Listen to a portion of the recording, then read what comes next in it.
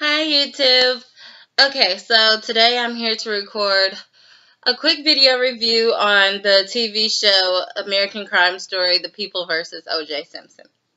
So, I don't know if a lot of you have been able to tune in, but if you haven't, you definitely should. It is definitely worth watching. It is a 10 episode series. The last episode is an hour and a half.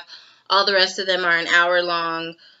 45 minutes, of course, if you take out the commercials. And I don't know if either you've been keeping up with it or maybe you can find it on demand on your TV or you can find it online. But it's definitely worth the watch. Now, I guess it depends on your age bracket, what you will get out of the show or what experience you have with the case. So, for instance, when this was the trial of the century and everybody was viewing it publicly on TV, I was just like a small child. So, of course, I wasn't in tune with what was going on. Now, my parents, on the other hand, they've already expressed to me that they were watching this live in real time. This was the real deal, especially the Bronco chase.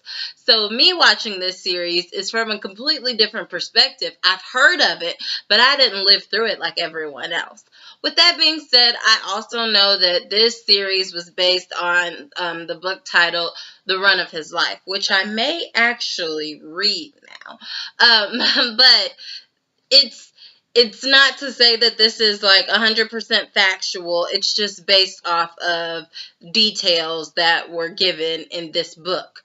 Okay, and I've also listened to like tons of interviews and things, and listened to different cast members, and all of them have said that they were not allowed to actually speak to the people that they were depicting because they wanted to depict the person that they were years ago, not the person that they are today.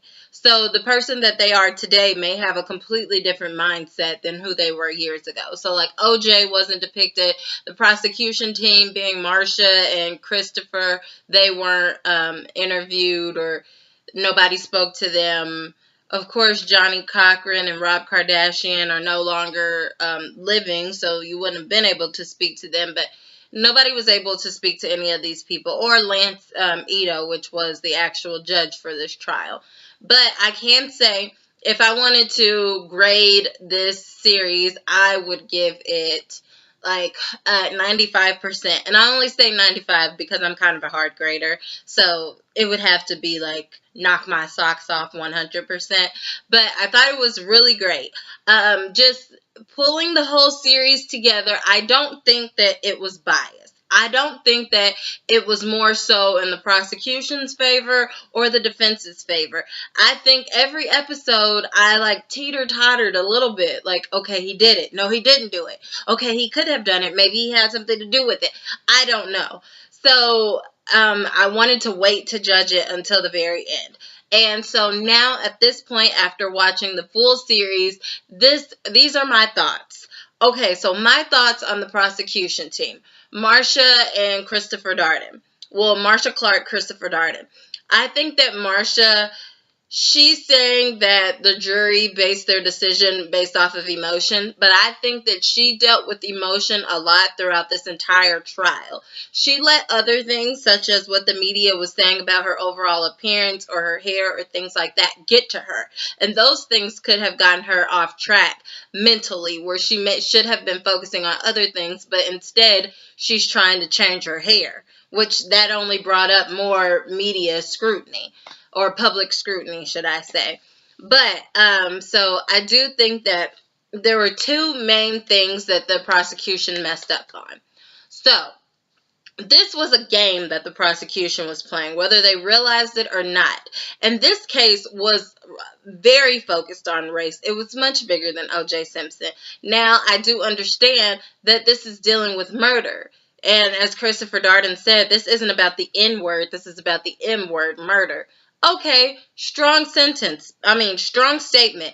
But at the same time, they have to realize the time in which this was happening, which was a couple of years after the Rodney King case. And the black community had no justice in that. So at this point, you have a black man on trial for murder. They wanted justice. Sorry, my eye is itching. Okay. So they wanted justice.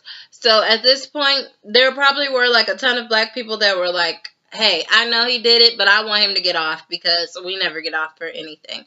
So with that being said, there's that percentage of people. But then there's the other percentage of people that are like, hey, let him have a fair trial. There's a possibility that he didn't do this, because most of the time black people don't get fair trials. We don't even make it to trial.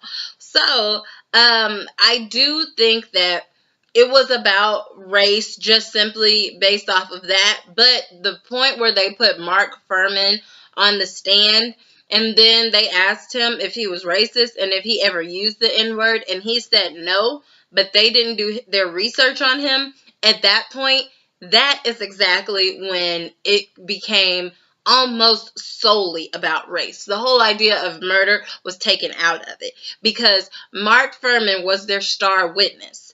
But once those tapes were released, of like all of those derogatory comments and those racist comments that Mark Furman was making towards black people and towards women in general, it was just like disgusting. And at that point, Mark Furman lost all credibility whatsoever, because he said himself that he has set up black people, like he has killed black people, rinsed off the blood, and then went to go direct traffic. So with that being said, that his whole story was just like completely thrown out in the minds of the jury. It doesn't matter what he said. It doesn't matter what he said he found, because he's also said that he plants evidence and he basically constructs it to where it works in his favor, and he doesn't like black people. So at that point, they really could have just like hung their coats up, like it's done, or just picked up their stuff. Hey, it's time to go. You guys can just have it. So I think that is where they messed up.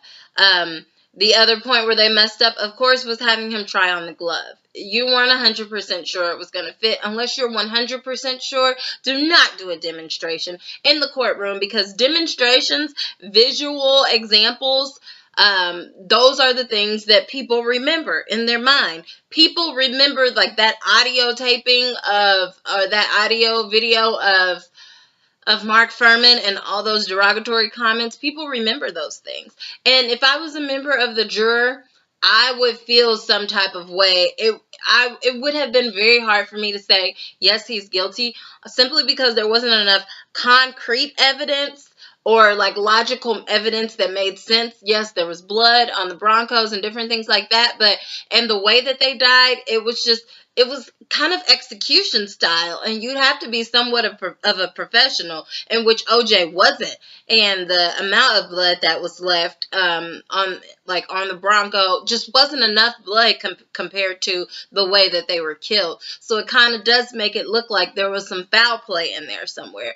So had another police officer been their star witness, perhaps they would have had a chance. If they could explain the way that they were killed, or all these different things, they could have possibly had a chance. But there were just too many things. There are too many loose ends where you couldn't be 100% sure. So to put somebody in jail for who knows how long, it just wouldn't have been absolutely fair. At the same time, as we can see on the show, OJ's life hasn't really quite been the same ever since, because a lot of people pushed him away. He lost friendships. It's kind of like he was alone after that, which is why it was just like so telling, and his son giving him that dog, saying, I want to make sure you always had a friend, because his son even knew all the people you're used to hanging out with, they're not going to associate themselves with you anymore. The longer you sat in jail, the more and more and more you looked like a bad guy. You're not the juice anymore. And with OJ's like personality and things, and he kind of has like a big ego about himself. Then later on in life, he goes to write a book, If I Had Have Done It. Why would you do that? So these things don't play in his favor, and then you go and you try to steal your own things, and then you end up in jail for trying to steal back your own things. So with that being said, right now he's in jail for a 33-year sentence, but he's eligible for parole next year, in which he probably will get it. This has been a very interesting series. Once again, if you haven't checked it out, please check it out. Let me know your thoughts below. Like, comment, subscribe. Check me out at mrsblogaholic.com.